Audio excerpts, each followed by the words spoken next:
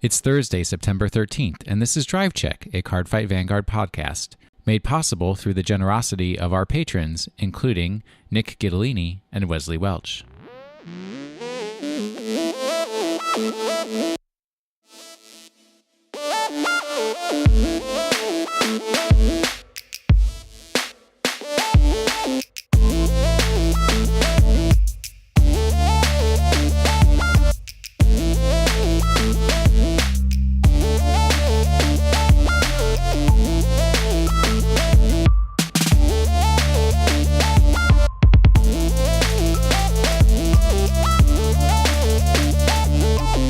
I've been trying to learn a few things about other card games, like, that relatively unknown new up-and-comer Magic the Gathering. Oh, really? That card game, yes. Okay. So, what is the difference? I'm probably going to get the question wrong, but let me try. What is the difference between an enchantment and an artifact that can be attached to a creature? An enchantment is a spell. So, to attach it to a creature, it's generally like an aura as like the sub class. Yeah. So that's like I guess like a spell surrounding somebody or pumping them up or whatnot. An artifact is like a piece of gear or a weapon or something like that artifacts don't necessarily have to be attached. You can just have a regular old artifact on the field like the signets, but to equip I said specifically an artifact that you would attach to a creature. Oh, that you would equip? Oh, it's just like a sword or So something. What's the difference between an aura and an artifact that you would attach to a creature? Functional, not descriptive. Oh, functional?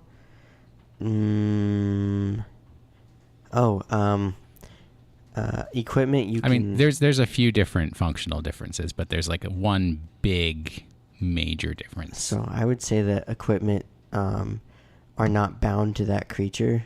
So if the creature for some reason goes away, you unequip the equipment and then you can pay the cost, whatever cost it would be, and equip it again. Whereas auras are bound to that creature. You always use like the most complicated language to describe very simple things. Remind me if I have I'm hiring for a training position. I'm not hiring you, Cole. Not hiring you as a trainer or a technical writer. That's funny because I'm usually the person who trains all the new people. Wow. Every job I ever had. If a creature is destroyed that has an aura, the aura goes into the graveyard with the creature. If a creature is destroyed that has a piece of equipment attached, an artifact attached, the artifact remains on the field while the creature goes to the graveyard. That's what I said. With 1,000 words. Oh my gosh. Sorry, I wasn't reading this off of something. Neither am I. Mm-hmm. Luckily, this isn't a Magic the Gathering podcast. Did you know also that you can pay the cost again for an artifact it attaches to move it onto a different creature? Yep. And you can also move it off of a creature as well if you wish to do that. So that one, I don't know if you have to pay a cost or anything, or you just say, all right, I'm going to unequip it. I don't remember which one. We'll have to investigate. That's for a later episode when we're only talking about Magic and not talking about Vanguard anymore. But this is a Cardfight Vanguard podcast. Yeah. Even though I haven't had an opportunity to play Cardfight Vanguard in weeks at this point. Jeez. I got all those beautiful Grand Blue cards, and they live in a box now. They're not sailing the seven seas. But I'm sure you've had an opportunity to go out and play. Yeah, I have. And standard Grand Blue, at first I felt like it was clunky, but getting a couple games in, oh man, is it nice. It is so good. You don't draw as much as like Oracle Think Tank for a Protect clan, but just like the sheer amount of consistent power that you can get is insane. At our locals, it was a 4-round tournament Monday, and I played Grand Blue, and first round I lost to Kagero, although they were both really close games. I just wasn't really paying attention to Waterfall. Because Waterfall, you can't guard with Sentinels. Well, here's something I would advise people. If you are playing against Kagero, each turn that somebody attacks with Waterfall, ask them if they have paid the cost, because you can't just assume it. Mm-hmm. Because if they don't pay the cost, then you can guard with Sentinels. Yeah. I was not privy to that until like the last swing. I was like, oh wait, I could have guarded like half of those. So I just haven't played against Kagero, I haven't played against Waterfall in a very long time. I had Kagero for like a couple weeks, so I know what the deck does essentially. I had the trial deck at least, but I still know what like Airmo and Berserk Dragon do. But I forgot what Waterfall did, so that was on me. Then I played against either I had a bye. Well, I had one of the 4 rounds I had a bye, and then I played against Aquaforce, and those are both really good games too. I was just able to keep the pressure up and consistently guard against his whatever the grade 3 dragon is that gets like 20k if it's like the 4th attack, 3rd or 4th attack, whatever. Is that Navel Gazer? No, it's a grade 3 that doesn't have a gift. He's a big blue dragon. I don't remember his name. It's not Maelstrom? No, or Maelstrom, Navel Gazer? No, those both have gifts. Whatever it was, he had Maelstrom for his main Vanguard, and Maelstrom was fine. It just, the fact that it gives 3,000 power instead of 4,000 really hinders it. Yeah, I've seen some things where people are saying that they'd rather play Navel Gazer over Maelstrom, mm-hmm. which is interesting. Mm-hmm. But then again, a lot of people said that they'd rather play Alfred Early over King of Knights. So yeah, but I mean, like, I guess you eat your bread with the butter on the side that you like the better. Yeah, on the bottom, you butter your bread. Oh, okay. And then I won that, and then the last match was a Grand Blue mirror match. And that took forever. I ended up winning that against probably one of the better players at the shop. So that made me feel really good. And like that, the last game, game 3, it was like so fluid. I knew everything that I was gonna do. So I was just throwing my cards down, and I already knew it, and it just felt really good. And I haven't been like that with a deck since, I guess, Nova Grapplers, but there's nothing to them. You just swing for numbers, but like, I knew what I was doing, and it felt really good. That's always nice. Yeah. Yes, I rarely know what I'm doing, and I know even less about what my opponent is doing. So yeah, that's true. It's always an adventure. Yeah, you know. So there's an ARG happening this weekend in technically Dayton. Why is it technically Dayton? Oh, because Dayton's not too far from Cincinnati. Oh, okay. Sorry, Dayton, Ohio. Because I live in Dayton, Kentucky. So, yeah, they're less than an hour apart, which is really confusing. But anyway, it's in the convention center, and I guess he's more your friend, right? Jonathan Gall, right? Yeah, he's a bud. He's a bud. But yeah. I mean, he definitely listens to the podcast. Yeah, so friend of the podcast. Friend of the podcast. But okay. I get to see him at locals from time to time.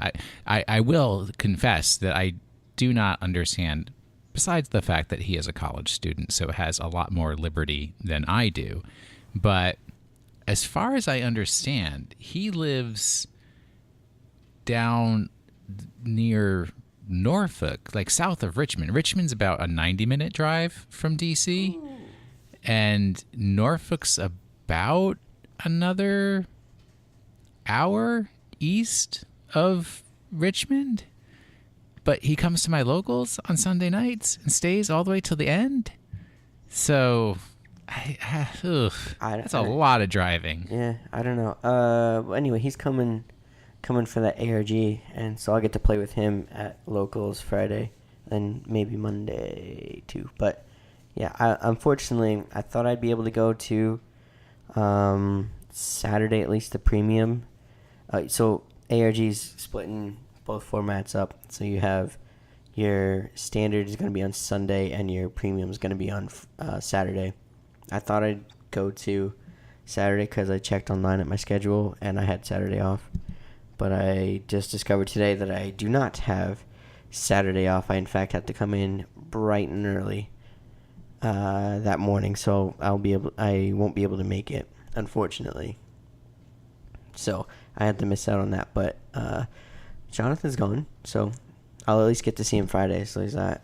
Well, that's cool. He's a really good player. I think he's a big Dimension Police dude. You would be correct. So that's funny. I still don't know what clans do, but I know what decks people prefer. Dimension Police is pretty cool, but it's kind of like a glass cannon. Now they've got cards that show little moe girls blowing hearts that are supposed to be race cars. Yes. Okay. So speaking of that, errata section. Yeah, I guess errata section. There was something else that got errated earlier this week, but Miracle Pretty is this new promo card, and guess who that card is supposed to be? Dilander? No, it's actually the opposite. So the art that's on Dilander is what this card is. So it's really confusing because they're both grade 1s. So Miracle. Well, you have to look at the card name in the text. Yeah, but you can't just look at the picture. So Miracle. I think Pretty. Mason would hate that. Oh, I know he would. And I hate it too. Miracle Pretty auto Vanguard Circle 1 placed. If your damage zone has 5 cards, 5 of your units get power plus 5,000 until end of turn. I don't think that's a great card, but I actually also think it's a promo, right? it is a promo. It is. I forget how they release these, but it's going alongside a grade 1 for Nova Grappler, which I think is a very good card. Hard Hit Scrapper. Auto rearguard circle once per turn. When it stands, if this unit is in the front row, you may have this unit get power plus 5,000 until end of turn. If your damage zone has 5 face down cards, it gets power plus 10,000 instead of 5, and countercharge 1/soul charge 1. For what cost? Just when it stands. Once per turn when it stands. That doesn't seem appropriate or fair. For Nova Grappler, sure. I think it is both. Because my whole point of playing against Nova Grapplers is keeping you from having counter blasts available. Yeah. But honestly, it's not that hard to use. I don't know. Novas are really easy. You just save, at least the way that I was playing, you just save up your rear guards. Like, you keep them in your hand for, minimum guard. So you're taking the amount of damage that you want. And then when you got enough damage to pop off, you just play everything and go. But that's why I always question if you're required to attack with your Vanguard to end your turn, no. Or if you can just skip your battle phase. You can skip, but you don't draw a card, so most people just don't. Oh. Yeah, but anyway. I don't want to give you damage.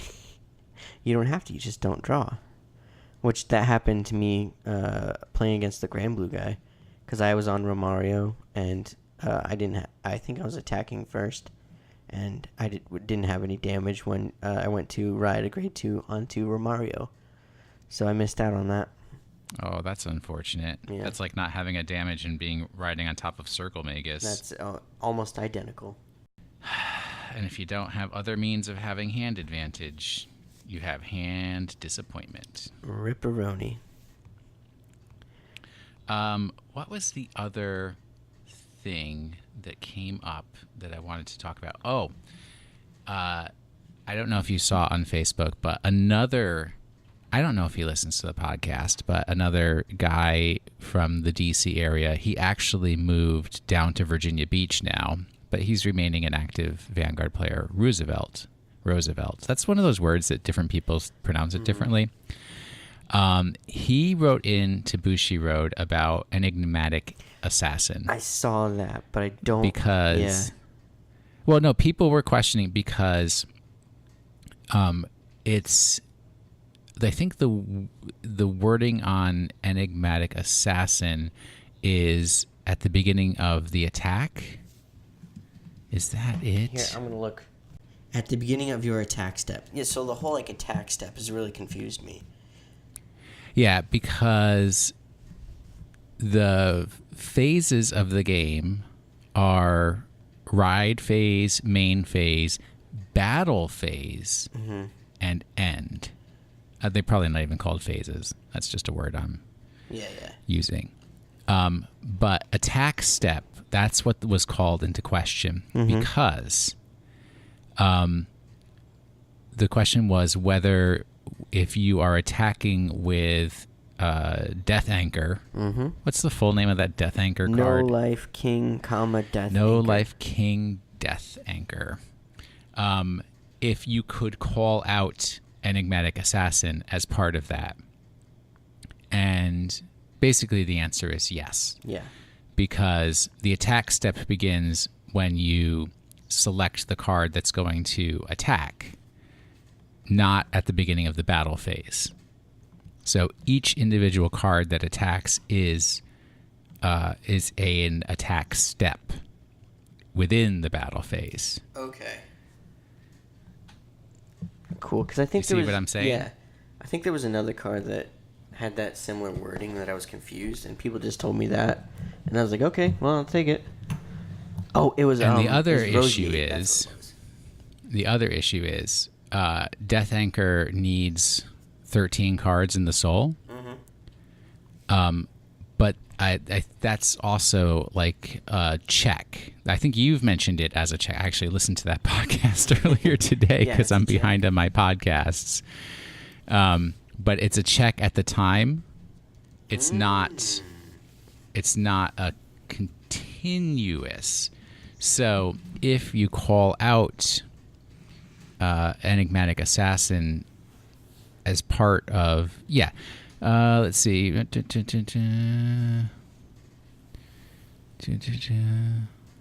No, wait. Why am I looking at the wrong one? What are you doing? V series. I was looking at the wrong Death Anchor. Oh. There's more than one Death Anchor. So Death Anchor is at the end of the battle that it attacked. If you have 13 or more cards in your soul, counterblast 1, put a card from your hand and 3 rear guards into your soul, write a card from your soul as stand, and that unit gets critical +1 until end of turn. So you can, I guess you do have to have 13 cards after you take Enigmatic Assassin out, but you can put Enigmatic Assassin back in. Yeah.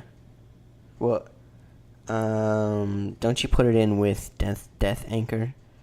Yeah, that's what I said. Okay, yeah, okay, sorry. So you begin your attack with Death Anchor. Enigmatic Assassin pops out, so it becomes an additional rear guard.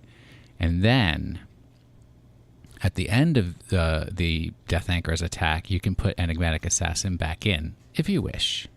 It could be one of your 3 rear guards that allows you to ride a card as stand and get critical +1. We're not Dark Irregulars players. Well, one of us isn't.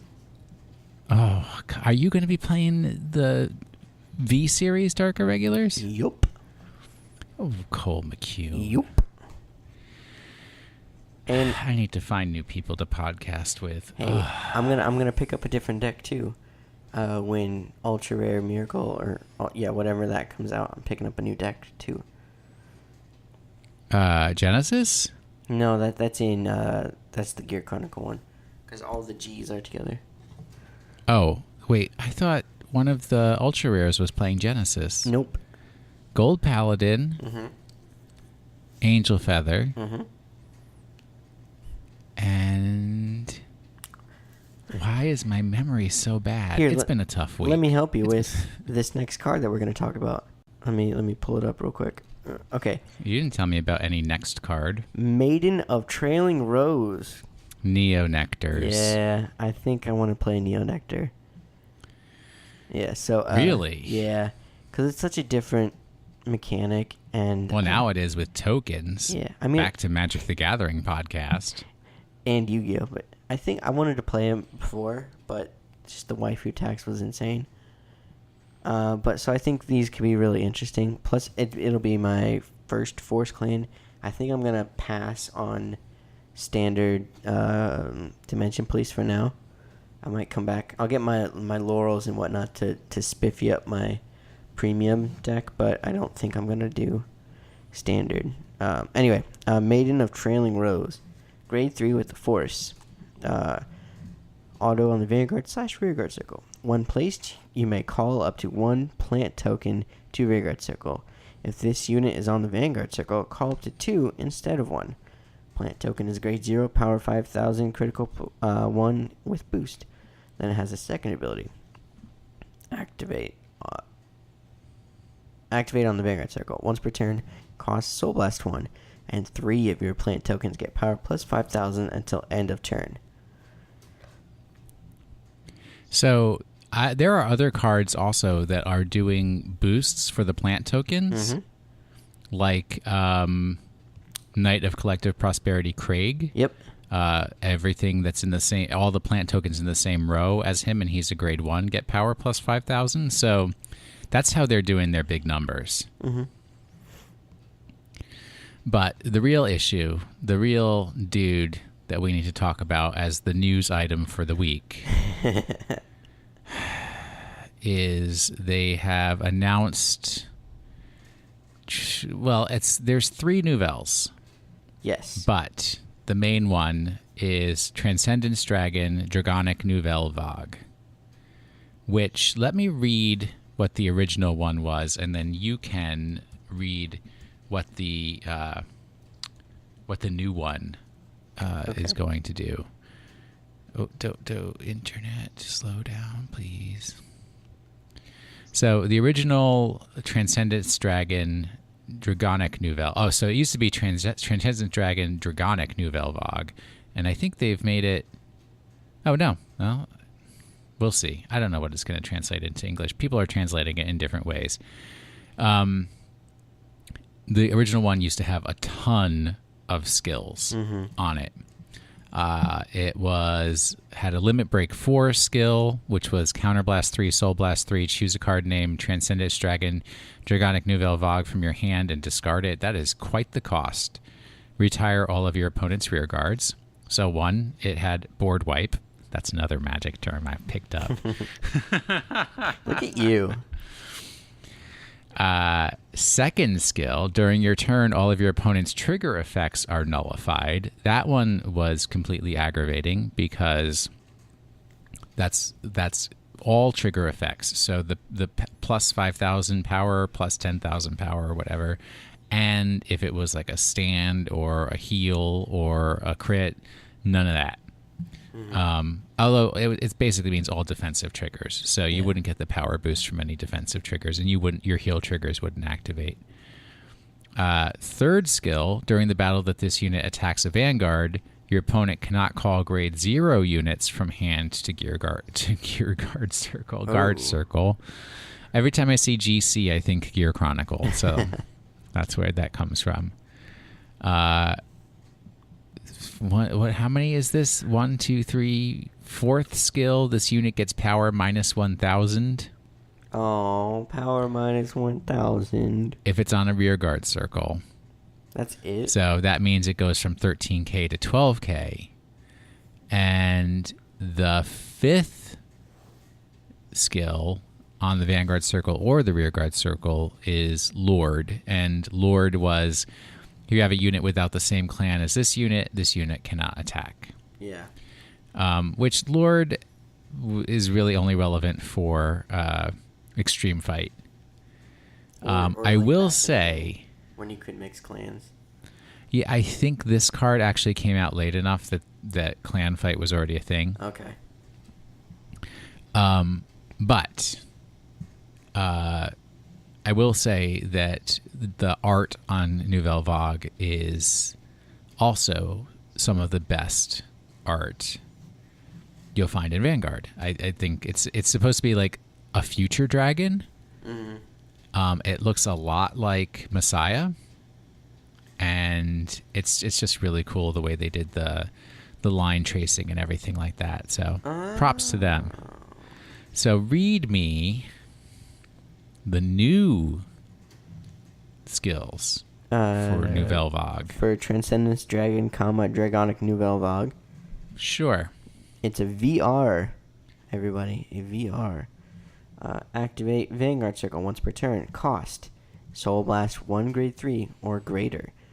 And until end of turn, all of your opponent's trigger effects are nullified. And this unit gets power plus 20,000, drive -1. If you or your opponent has 5 cards in the damage zone, retire all of your opponent's rear guards. It has one skill. That does 3 things. 3 different things. But yeah. Okay, so it's also a grade 4 with 15k base power. Yes, and a only force twin gift. drive, not triple drive. Yeah, yep, twin drive with the force gift as well. And that's kind of important, and we'll talk about it after we finish talking about the new Nouvelle Vague. But yeah, so what are your thoughts there, Will? I think that this is...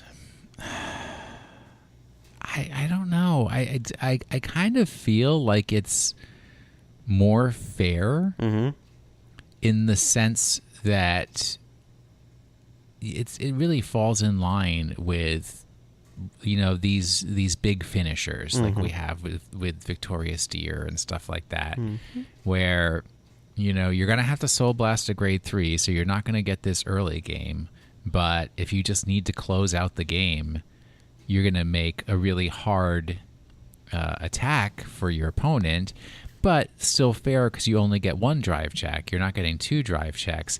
And if you have done the typical Kagero thing of stacking all of your force markers on the Vanguard, it's still going to be easy for like 1 perfect guard to stop this attack from going through. The board wipe dealie... that's really unpleasant, but manageable. It's also, as a grade 4, we have to keep in mind this isn't G era, so you can't stride it. Yeah. You have to go through a grade 3 turn before you can actually play this card, and as a grade 4, it basically reduces the number of grade 3s that you can play in your deck.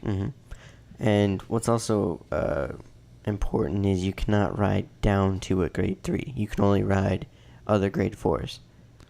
Yeah, once you're on grade 4, that's it. Unless there's a card that says you re-ride something. Like Still Vampire, but I think that one was... at the end of the turn it goes back, if I remember correctly. But anyway. Yeah, so... I think it's a solid card. I don't think it's overpowered. I think you could find a place in the current Kagero build. Maybe you drop Waterfall down 1 and Dragonic Overlord down 1, and then you put 2 of these in. I think that could work. Because basically the next 2 cards, real quick, Nouvelle Critic Dragon, when its attack hits a Vanguard, search your deck for a Transcendent Nouvelle Vague, reveal it and put it into your hand and shuffle your deck. And then Nouvelle Roman Dragon, when placed, cost, reveal a Transcendent Dragon, blah, blah, blah, from your hand and return it to your deck. Search your deck for 1 Dragonic Overlord, reveal it and put it into your hand and shuffle your deck. So, honestly, if with Roman, if you have a Nouvelle Vague in your hand, but you need... It's Nouvelle Roman. Roman, sorry. Roman, if you have a Nouvelle Vague in your hand, basically you get to shuffle it back into your deck and grab a Overlord so you can correct your ride. Or maybe you don't want to ride another grade 4, but you want more power, so you get another Overlord to put it on the rearguard circle. So I think there are ways to deal, like to tutor or search out your grade 4, so I don't think you need to run as many. Just keep it like as an optional finisher. Like maybe Waterfall is just not cutting it for some reason. Boom, grade 4. Grab some more power with that force gift, blah, blah, blah. So I think but it's really cool. we don't know what grades are Nouvelle Roman and Nouvelle Critique are. Oh, sorry, we do. I don't think, has that been revealed? Yep. So is same thing for the card art as well. We revealed that, and it's really cool because it's like Nouvelle Vague in different stages. So he's like a little baby grade 1 for Roman, and then grade 2 for Critic, and then you get big old grade 4. So it looks really cool. I like how you can see the characteristics transfer over. Progression. Yeah. Nouvelle Roman is a grade 1, and Nouvelle Critique is a grade 2. Mm-hmm. Yep, looking at the pictures right now. Although they should have spelled it with a QUE if they really wanted it to be cool. Right. So what's important there is that grade 4 has the Force Gift. So why is that important? Because a couple weeks ago when the set that had Gear Chronicle was revealed, they also revealed the boss grade 3 or whatever, which was, oh my gosh, it's the name, Interdimensional Dragon Knight Lost Legend. And his ability is act on the Vanguard Circle, choose one or more cards with the sum of their grades being 3 or greater from your hand and discard them. So like pay to stride. Search your deck for up to one grade 4 card, write it as stand, shuffle your deck. Then at the end of that turn, retire that unit and write a grade 3 card from your soul as rest. So let's say that you're first writing this. So you write it, you throw it down, and then you grab one Force Gift. And then you use his ability. You grab a grade 4, which is most likely going to have Force right now. I'm like 90% sure. This is where Force. I completely disagree with you. I don't know. I feel like that's what's going to happen. And then you play it down, so you get 2 Force Gifts, and then you retire it and then ride a grade 3 with probably going to have another Force Gift as well. So you get 3 Force Gifts. So just for the listeners to clarify what Cole and I completely disagree on and what time we'll have to reveal, Cole believes that because Nouvelle Vague has a Force Gift, that means that the Gear Chronicle grade 4 will have a Force Gift.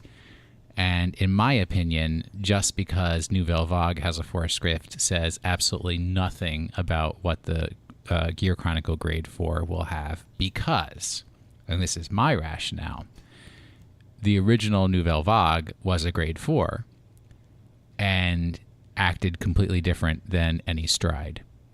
And I think that the Gear Chronicle grade 4 will reflect more of a stride mechanic than the imaginary gift mechanics. So my suspicion is that the Gear Chronicle one will not give a gift, but will have triple drive. And that will be the trade-off there. But only time will tell. Yep. Who was right and who was wrong. But I'm wrong from time to time. I'm right from time to time. So I hadn't thought about maybe Gear Chronicles, not say gimmick, but their mechanic is more like a stride effect, and just the other clans don't have that. If that's the case, then yeah, I agree with you. I think that probably would be it. But just like based on what we've seen so far, I don't think that's the case. Well, we don't have enough evidence. Mm-hmm. Detective Pikachu is not ready to let us solve the mystery at this point in time. All right, so for this week's topic, because this episode is actually going to come out the day after the Ren theme deck comes out, and we've gone through a couple of the theme decks, I wanted to go through the cards that will be included in the Ren Suzugamori theme deck. Which is our first introduction to Shadow Paladins in the V era. Cole, you're not going to be picking up a copy of this. I might. Really? Yeah, I like to. I'm liking the idea of having a trial deck from every, like at least one from copy every character that comes out. Yeah. I'll probably get 4, but not all at once. just so I can shine out as much as possible. It's just for me, some clans I wanna max rarity. So let's go. I'll start with number 1. Our starter is Full Bow. Can you guess the skill of Full Bow? All right, I'll solve the mystery. Wait, I got it. When you ride on him, you draw a card. Dang it! I thought it was when you ride on him, you search your deck for a blaster dark and add it to your hand.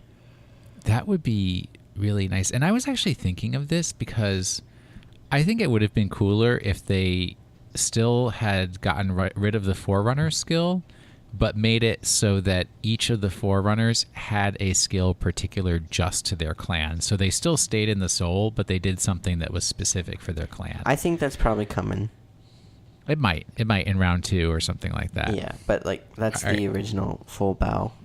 I played that this week, this or last weekend a lot, so that's how I remembered. Anyway. All right. What are the triggers? There's nothing special about any of these triggers as far as I understand. Abyss Healer. Is that the heal trigger? Yeah. Okay. Howl Owl, which is fantastic. Howl Owl. I love that. He's got some sweet Squirtle Squad sunglasses on, that dude. Oh, yeah, he does. Oh, that's so cool. That's so cool. Okay, let me reset my thing. Okay, then we got Death Feather Eagle, who is your critical. Howl Owl is your draw. Your crit is Death Feather Eagle, and then Dark Side Trumpeter is also your crit. Good old Dark Side Trumpeter. Mm-hmm. All right. I will do a grade 1 here, and you can get the next grade 1. So, which of Nostrum, Arianrod, there's an H in there that doesn't need to be there.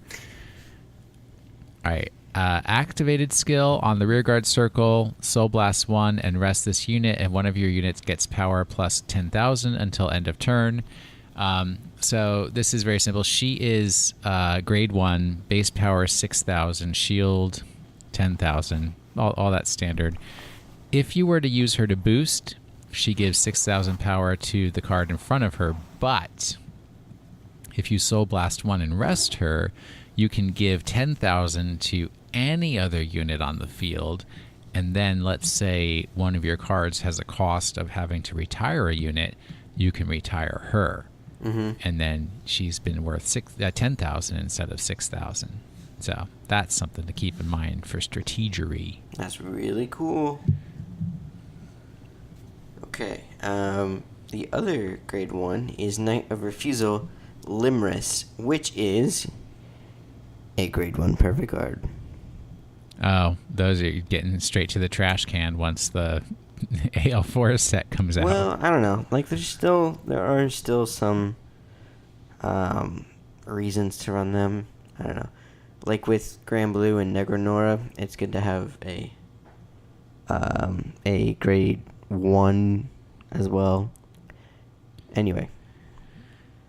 Well, that's Grand Blues. That's not. Yeah. Shadow Paladins. I don't do the shadows. All right. An additional, because you made it sound like there were only 2 grade 1s in the set. Here's another grade 1, because there's actually, I didn't do the exact count. I don't think there's 12. No, there's not. Or 16, but 14. 14 grade 1s and as part of this deck. Blaster Javelin. Auto on the rearguard circle. When placed, if you have 2 or more grade 1 or less rearguards, now this sounds a lot like old Luard, cost counterblast 1, draw a card, and this unit gets power plus 3,000 until end of turn. So that's not so bad. No. Get a little hand advantage there, or This card is really good in premium with Luard. I played it quite a few times. It's you played against it. Played against it, sorry. Just like a proxied version. Yeah, I mean that's fine. It's just you don't play Shadow Paladins. No, I so don't. You don't have a Luard deck. I don't want to confuse the listeners. Yeah, no, I don't. I thought about it, but nope. I did think about Luard in November of 2017, and I let that thought pass. Okay, Fold Bow, grade 1. It's got when the attack it boosted hits a Vanguard. Cost, Counterblast 1, and 2 of your other units get power plus 5,000 until end of turn. That's only on the rearguard circle. Only on the rearguard circle, sorry. So on hit on the rearguard circle, it has to be a booster, and well, I mean, it can't be a booster from the Vanguard circle, I guess. Counterblast 1 to give plus 5,000 to 2 additional units. All right. I get to do my avatar. Well, no, your avatar's Blaster Joker. That's true. I keep trying to deceive people. Blaster Dark. Now, the nice thing once again about the theme decks is you get one of the original art Blaster Dark with the new skill printed on it, and then 3 of the new art Blaster Dark with the new skill printed on it. Great. And I actually do like the new art. I think, yeah, A+. Skills 1, auto on the Vanguard circle or rearguard circle. When placed, Counterblast 1. Your opponent chooses one of his or her rearguards and retires it. So a little nicer than Blaster Blade. It's really nicer. Not restricted to the front row. Activated skill on the Vanguard circle once per turn. If your opponent has no rearguards, discard a card from your hand, and this unit gets drive +1 until end of turn. So it can get Twin Drive, where Blaster Blade gets... Does he get... He gets an extra crit. Extra crit, yeah. And he gets the extra crit if you have 4 more rearguards, I think, right? Well, we can look.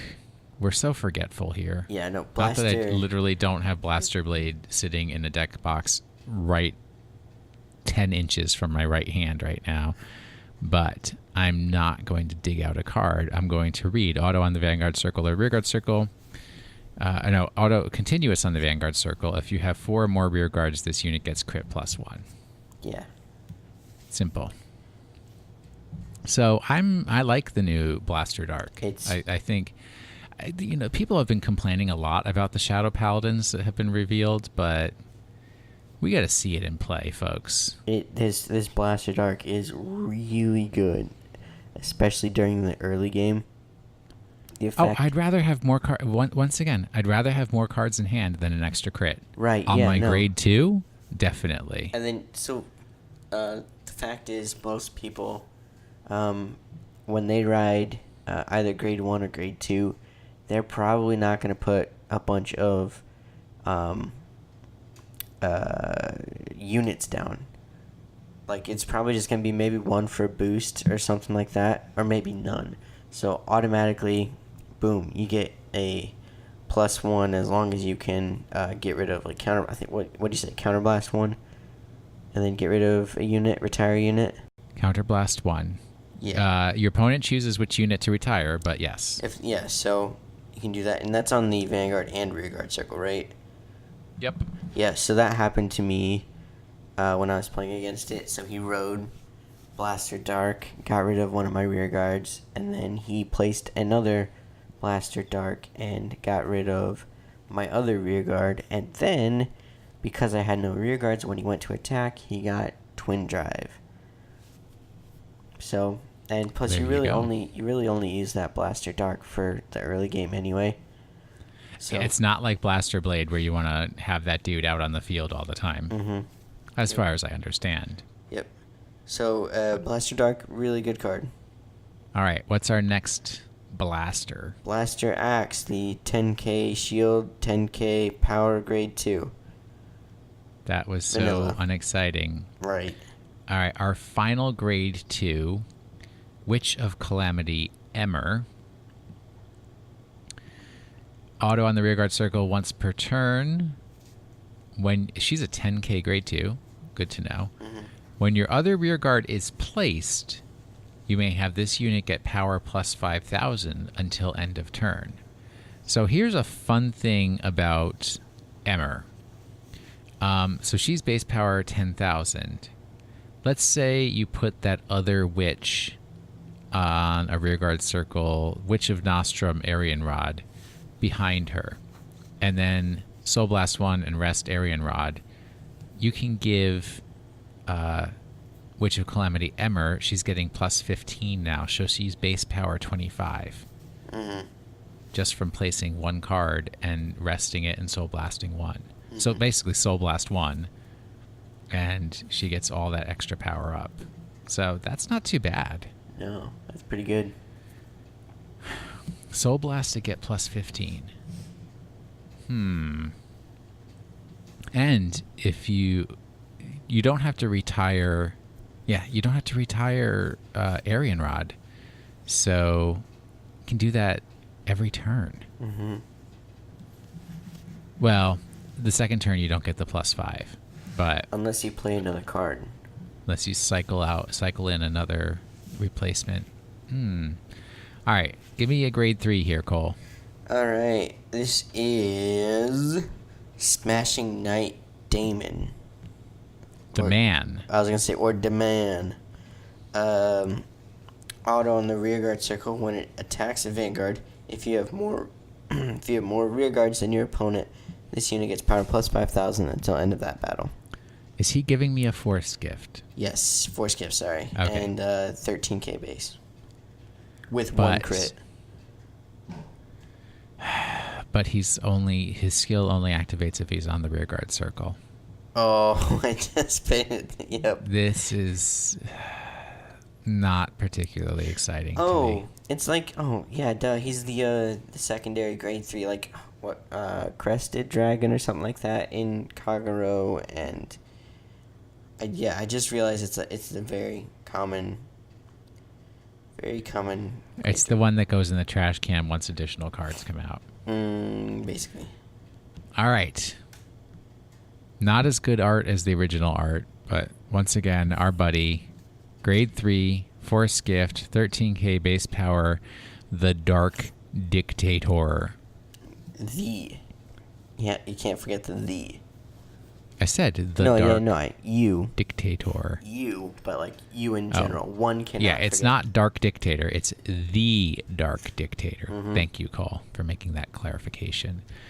Continuous on the Vanguard Circle. During your turn, this unit gets power plus 2,000 for each of your rear guards. That's, all right. Activated on the Vanguard Circle once per turn. Cost is Counterblast 1. Call up to one grade 2 or less card from your hand to the Rearguard Circle, and that unit gets power plus 5,000 until end of your turn. Your opponent chooses one of his or her rear guards and retires it. So, Counterblast 1 to place 1. If you have Nostrum on there, you're giving her another plus 5,000. That one's getting plus 5,000. And you're starting to rack up all the power-ups and removing your opponent's ability to defend and their field advantage. I like Dark Dictator. He's a pretty good card. So do you think in this iteration of Shadow Paladins it will be more worthwhile to stack force gifts on the Vanguard Circle or on a Rearguard Circle? I think a rear guard. And what makes you think that? I don't know, it just doesn't seem like a Vanguard Central deck. It seems like you want some rear guards. Like so I would argue a little differently.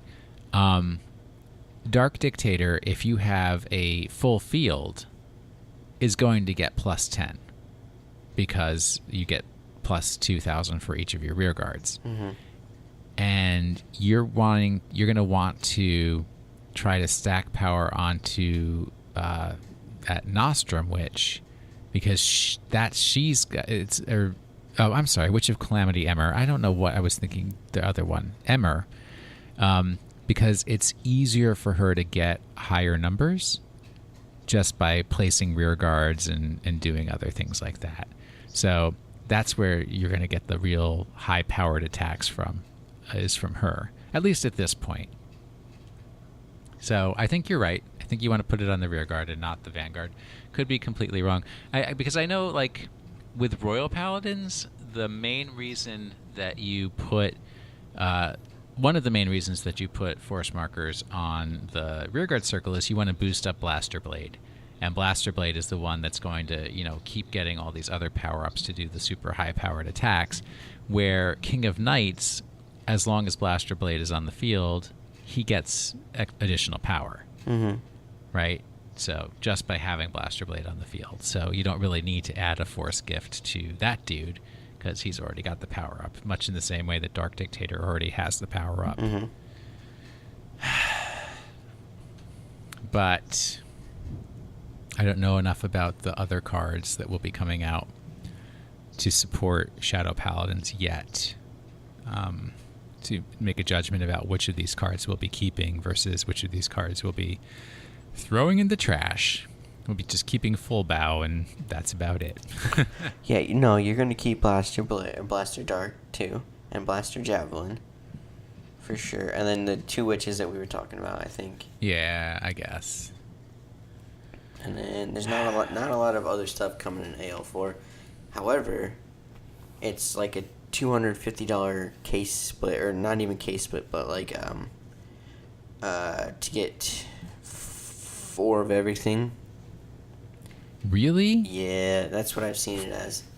For Shadows? For Shadows, yeah. Shadow is the money. Because you also get I think you get... maybe you don't get... I think it's just VR and Triple R, but for some reason Shadows are just super hyped, if I remember correctly. Oh, that's unfortunate. Yeah. I was going to get them, but I may skip then. Well, it might be better if you like to buy them after all the hype and whatnot, instead of like right out the gate like a lot of people are doing. Hey, but I like to... I like my stuff fresh. Yeah, I agree. That's why I'm putting a deposit down to get me some Dark Irregulars. All right. Moving on. Yes. Oh, No, that was the last card. I'm moving on. Yeah, I was pausing for dramatic effect. My bad. You ruined it. Editing. DriveCheckPodcast@gmail.com. Do you know who wrote to DriveCheckPodcast@gmail.com? I do, but I don't remember off the top of my head. Well, even though the name on their email says Tyler, this is what the text of the email reads. Hey guys, my name's Leon. And yes, that's my real name, and yes, I do play Aquaforce. And I was wondering, with the new Shadow stuff coming out, do you think Shadows will be a problem in Premium with Phantom Blaster Diablo and all the new things coming together? Also, can you give my YouTube channel a shout out, Kid Darkness Gaming? Well, I guess I did because I read your email. I think what Age-Ult said last week was probably the best explanation of why Shadow Paladins will be really good in Premium. Because Blaster Dark Diablo puts that requirement that they have to retire cards or else they can't guard. And if you're up against Gizeh, they can't retire those Zeroth dragons. So that just means they can't guard. And I think you get an extra crit, right? Yeah, I think so. Dark Dragon, Phantom Blaster Diablo. It's a stride. It's a grade 4, 15k base power. Remember those dudes? Yeah, and we're going to talk a little bit more about him when you're done. Once per turn, cost, counterblast 1, and choose a face-down card named Dark Dragon Phantom Blaster Diablo from your G-Zone and turn it face-up. And if your G-Zone has 2 or more face-up cards, until end of turn, this unit gets power plus 10,000, critical plus 1, and auto. Vanguard Circle. When it attacks a vanguard, cost, choose 3 of your rear guards and retire them, and your opponent may choose 2 of his or her rear guards and retire them. If 2 rear guards were not retired, your opponent cannot call cards from hand to the guard circle until end of that battle. So they can intercept, but they cannot call from hand.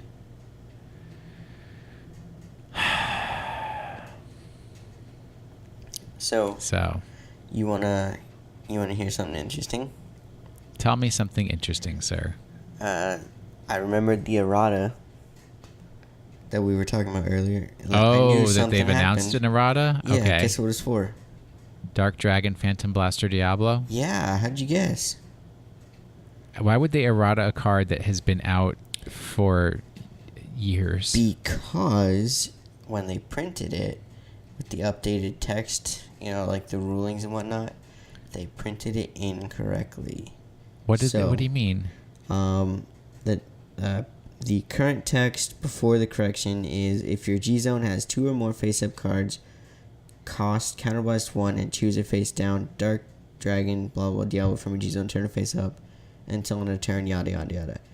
What it should be is cost Counterblast 1 and choose a face-down Dark Dragon, Phantom Blaster, Diablo from your G-Zone and turn a face-up. And if your G-Zone has 2 or more face-up cards until end of turn, comma. So there's that. I don't understand how that necessarily changes gameplay or anything like that, because the same thing happens. However, the fact that they messed up on that printing. Because they printed it as a promo. Yeah, it's a promo. Congratulations, promo. They misprinted the promo card. Mm-hmm. That's what you weren't saying. Oh, sorry. Yeah. No, I said that in my mind, but I didn't say it out loud. All right. Well, the original rules apply. Phantom Blaster Diablo is going to make all the Gizeh players go away. Mm-hmm. But here's what's not going to make the Gizeh players go away. Francis from Montreal. Hey, it's your classic Frenchie. You don't like that word, and I know it. Heh heh. They put an accent on the E's and he, so it's heh heh. I don't have any objection to the word Frenchie. Do you have the objection to the word Frenchie, Cole? Except for when you said I don't like that term. I don't know. Literally the words that came out of your mouth. No, that's in the text of the email. It says, hey, it's your classic Frenchie. You don't like that word, and I know it. Because when he first wrote in, he said he was a Frenchie, and then you made a comment that you didn't like that term. I didn't notice. I didn't realize that this was a repeat writer. Yeah. That's how addle-brained that I am. The show is still awesome. Love what you do. My question this week is related to SVR and the investment security related to Vanguard. I was talking about that with a friend, and I think it is a pretty interesting topic. Since VR are available in SVR, it keeps the price of the VR lower. So a player with a smaller budget can still make the deck. And collectors or big fan of a certain clan can max rarity a deck with nicer cards. My friend, who is working in a card store, says it's risky to buy SVRs and I should stick to VRs. Do you think SVRs are bad or good? Is Vanguard risky because it might die? I bought 4 Great Dayusha SVRs at a stupid cheap price, like $45 Canadian, which is like $3 US. This is true. Anyway, just wanted to know your opinion on the topic, and if you ever need something in French with a decent pronunciation, or if you want a Frenchie Montrealer on your show, I'd be happy to volunteer. Cheers, Francis. Oh, well, let me clear up a few things first before we talk about Vanguard. People in Montreal and Quebec speak French with an accent that's kind of like the same of saying that people in the United States speak English with an accent. Mm-hmm. It is not the same as France French. Can confirm. So, I don't think anyone from Montreal should be offering to say something in authentic French. You know, it's also the same in Brazil. Like, and it's like, this is where we get global here. When most of the time in the States, in the United States, if you learn Portuguese, you learn to speak it with a Brazilian accent, because most of the teachers who teach Portuguese are from Brazil in the States. If you learn Portuguese in Europe or Africa, you learn it with a Portugal accent. Mm-hmm. And that's also like if you learn English in the Americas, you most likely learn it with an American accent, but in other parts of the world, they learn English with a British accent. Yep. Except in some countries, they prefer not to have a British accent. So they make up their own. No. So they only hire Americans to teach English in their countries. Right, yeah. And but you know what's weird is that when we speak we learn French in the States, we learn France French with a French accent. But you don't learn Spanish or Spain Spanish. You learn more of a Central American Spanish. Yeah, Central and South American Spanish. Although there's a lot of variation in those accents. True. Boy. Okay. Anyways, SVRs versus VRs. I might speak for you a little bit, Cole, but I think between both of us, neither one of us looks at Vanguard as a financial investment. Probably me more so than you because you do sell cards, and I very rarely sell cards. But yeah, to me, if I like the look of an SVR, then it's because I like the look of it. It's not about the monetary value of the card. I literally have shelves of stacks of cards which have some value, and I just can't be bothered to sell them. That's not anything I want to do with my life. I play Vanguard for fun. If I like the art on a SVR, I might get one or two. But doing a max rarity thing has like no value for me because you know what? It doesn't change the gameplay at all.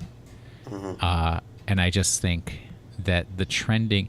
See, the problem is when you're looking at something like the stock market, right, which would be kind of an equivalent of investing in card games where prices go up and down. The stock market, the number of factors that influence the price of a stock are so large and varied that it really is impossible to detect all of them. So it really is, it's more like betting.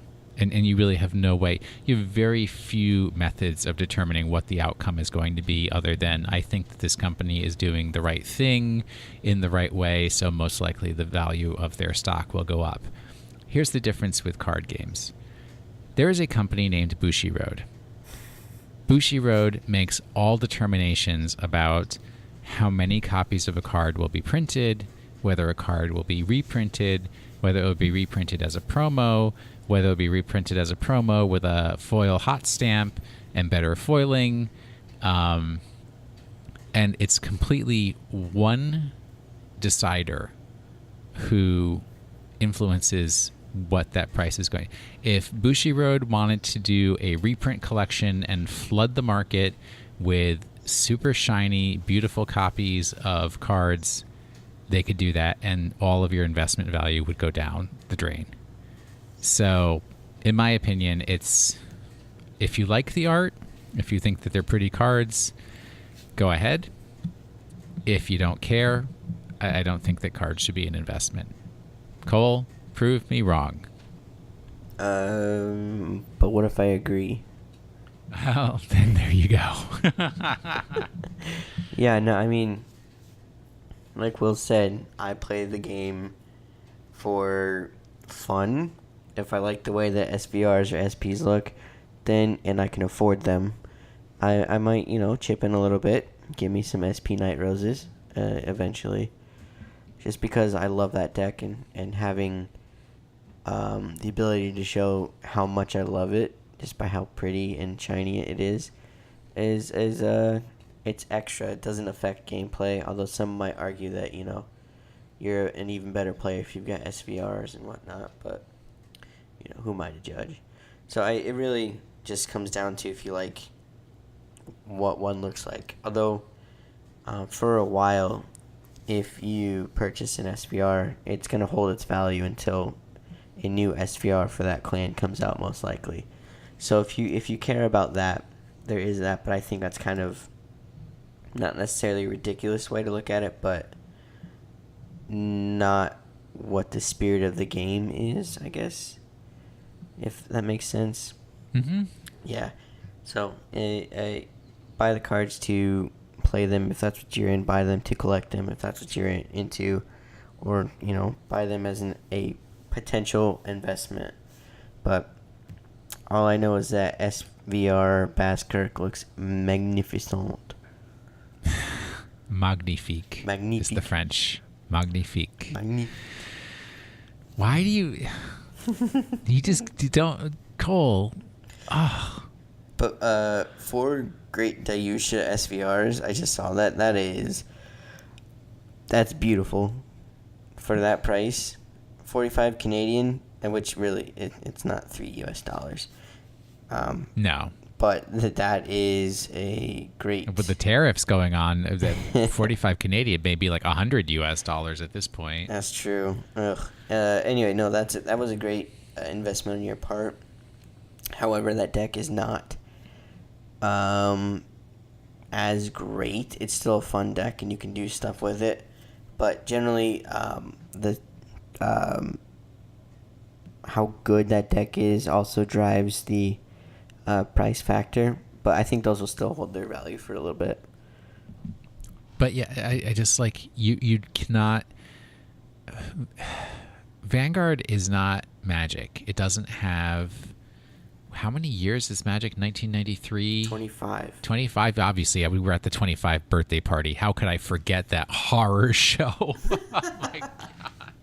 It doesn't have 25 years of history behind it. So you don't know if, like, an original printing of Blaster Blade is going to have value 20 years from now. And I just think that it's not wise to think of the game as that kind of a financial investment. Just ask anybody who collected baseball cards in the 80s. Nobody wants baseball cards anymore. Not like they used to. Not like they used to, yeah.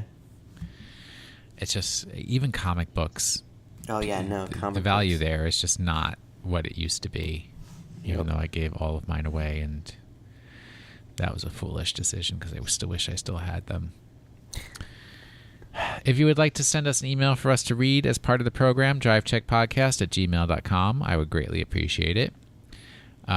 If you want to review our podcast, please do so in your podcast player of choice. I am potentially working on changing the where the podcast is uploaded to away. Right now we use SoundCloud, but I may be moving it to a different storage service. Does it begin with an S? I don't know. Spotify is not the storage service. Okay. No, Spotify would just be a different player, but it is being done in order to be able to be played on Spotify so that we could get more listeners.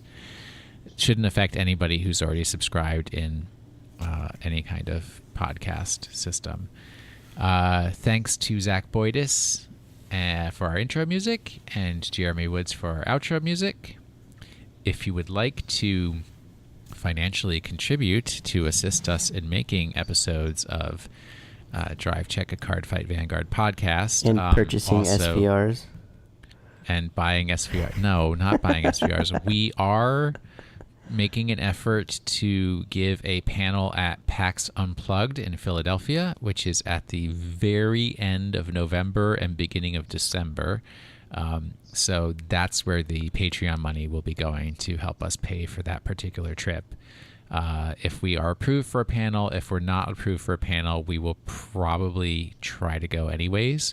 It's relatively easy for me to go and from DC to Philadelphia, and it's more getting Cole out here so he can be part of that adventure as well. I'm working on it. Oh, so I totally forgot to mention, this is related. I went up to Fort Wayne this weekend, back to see family and whatnot, and to connect with Mr. Rory O'Connor from Hub Games to play a little bit of Vanguard. How's his health? His health looks good. He was at convention, last day of convention, so he looked a little tired. But understandable. He kicked my butt. I gave him my Nova grapplers, and I played Grand Blue against him. And I ended Even though he's never played with the new Nova Grapplers? Yeah. But Cool. we played a game of Lightseekers after that, and I beat him with his own Lightseekers deck. So I think it was pretty solid there. Lord. Yeah, he also gave me 3 mats official Bushy Road playmats to hand out. Probably we'll have to iron out the details later, but I kind of want to do a Patreon giveaway sort of thing. Little contest for our yeah. Patreon contributors. Yep. And, we still need to contact our Patreon contributors so that we can mail them the custom Drive Check a Card Fight Vanguard imaginary gift markers. Yes. You need to remind me to do that. We need to email the... Anyways, if you would like to be part of our Patreon, patreon.com/drivecheck, any amount that you give, if you are able to give, really helps us out in doing these more, not just listening to us on the podcast events and actually going and being in-person type events. Mm-hmm. All right, I've already done the email, but if you want to reach us on Twitter, the show is at drive_check. And if you want to reach me directly, I'm at washinthesink, WASHINTHESINK. Haven't been on Twitter too much lately because you don't need to know the details there. But if you message me on Twitter, I do get the notifications and usually respond to messages as they come in. So you definitely can reach me on Twitter if you wish. Cole? I am at Cole_McCune, COLE_MCCUNE. All right, thank you for listening to this week's episode of the Drive Check Podcast. It ends upon death. Oh wait, no, I read it and then I didn't. What? It ends upon death? That's a rule I've never heard of. Is this a Grand Blue card? Yeah. Who? Which Doctor of Treachery? Negro Breach. Necro Breach is not one you include in the deck, is it? Maybe a one of, but he's gonna see some play coming up with a premium deck that I'm concocting. Yeah, we're gonna have to. Oh, Negro Breach is that one that you can if they Murakamo you. Yeah. There you go. Yeah. So you do have it in your deck. Yeah. But yeah, we're gonna have to talk about what techs go into premium Night Rose deck because there's not a lot of hollow here.